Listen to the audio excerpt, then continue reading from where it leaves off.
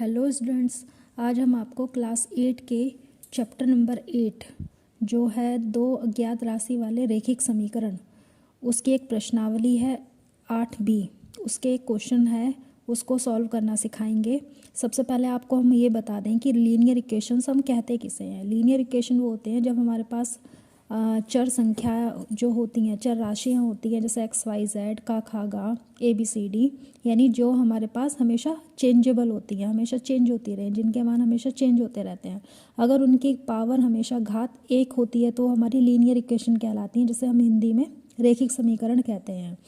अब इसका एक क्वेश्चन है, 2 अंकों की एक संख्या का दहाई का अंक इकाई के अंक से 5 कम है। यदि अंकों के स्थान बदल दिए जाएं तो नई संख्या पहली संख्या के 2 गुने से 7 अधिक हो जाती है, तो संख्या ज्ञात करके बताना है।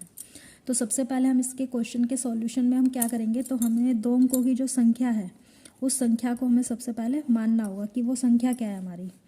तो हमने यहाँ सबसे पहले माना 2 अंकों की संख्या, माना 2 अंकों की संख्या जो है हमारी, 2 अंकों की संख्या इकाई और दहाई इस तरह से होती है। तो हम यहाँ पे क्या करेंगे, 10x + y हमने इस संख्या को मान लिया। इसके बाद हमसे क्वेश्चन में कहा है कि 2 अंकों की एक संख्या का दहाई का अंक, आप यहाँ देख सकते हैं कि दहाई का अंक यहाँ पर क्या है x, और इकाई के स्थान पर क्या है हमारा y। तो हम यहाँ क्या करेंगे, सबसे पहले हमें जो प्रश्न में बोला गया हम उसको लिखेंगे कि प्रश्नानुसार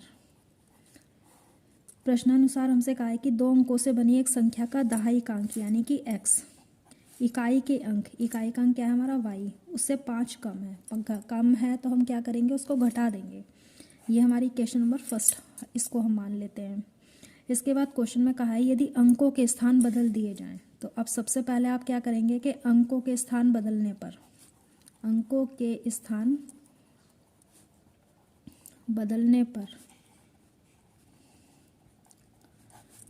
पर नई संख्या जो हमारी बनेगी वो क्या बनेगी हमारी, अंकों के स्थान का मतलब इकाई की जगह दहाई का अंक और दहाई की जगह इकाई का अंक ले आना है।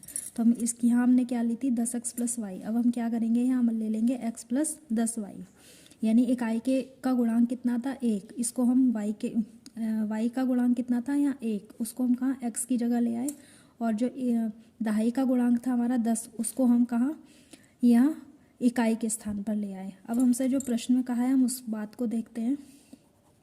हमसे प्रश्न में कहा है यदि अंकों के स्थान बदल दिए जाएं तो नवीन संख्या हमारे पास कितनी है x + 10y। नई संख्या पहली संख्या थी हमारी 10x + y, पहली संख्या के 2 गुने से, 2 गुने के लिए हम क्या करेंगे, यहाँ 2 से मल्टीप्लाई करेंगे, 2 गुने से 7 अधिक है, 7 इसमें जोड़ देंगे। अब हमें संख्या बतानी है, तो हम सबसे पहले तो इस इक्वेशन को सॉल्व करेंगे। ये आप ऐसे ही उतारिएगा, 2 के अंदर गुणा करेंगे तो 2 धाम 20x प्लस का 2y प्लस का 7। अब हम क्या करेंगे, x को और y को दोनों को हम एक तरफ करेंगे और अचर पद को हम एक तरफ करेंगे। x में से हम 20x माइनस करेंगे, प्लस का 10y है, इस 2y को भी इधर ले आएंगे तो माइनस का 2y = 7। अब आप देख सकते हैं इसमें से 20 में से x घटा देंगे, हमारे पास बचता है 19x प्लस का 10 में से 2 गया 8y = 7। इक्वेशन नंबर 2 मान लें। अब जो लीनियर इक्वेशन सॉल्व करने के हमारे पास तरीके होते हैं, उनमें से एक तरीका होता है प्रतिस्थापन विधि। उस प्रतिस्थापन विधि में हम काम क्या करेंगे कि आपके पास यहाँ x का मान दे रखा है, इस x के मान को यहाँ उठा के रख देना है, यानी समीकरण 1 से x का मान समीकरण 2 में रखने पर यदि आप इसको रखते हैं x के स्थान पर तो आपका आता है 19x के स्थान पर y - 5 प्लस का 8y = 7। अब इस 19 के अंदर गुणा करेंगे तो माइनस का 19y प्लस 19 पंजे आपके पास होता है 95 प्लस का 8y बराबर में आपके पास है 7। अब ये 19y और ये 8y तो आपके बचते हैं माइनस के 11y। इस 95 को उधर ले जाएंगे तो 7 - 95।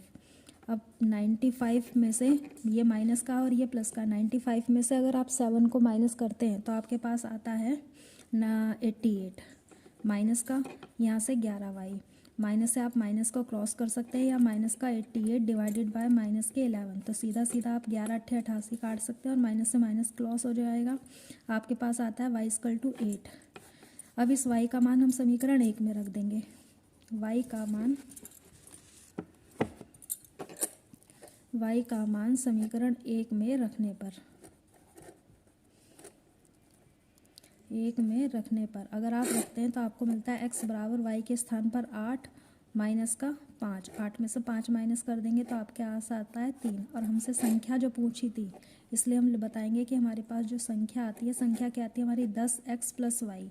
इन दोनों का x और y का मान अगर इसमें रख दें, x के स्थान पर 3 और y के स्थान पर 8, तो आपका आता है 10 या 30 और ये प्लस का 8, 30 में 8 को जोड़ देंगे तो आपके पास आता है 38।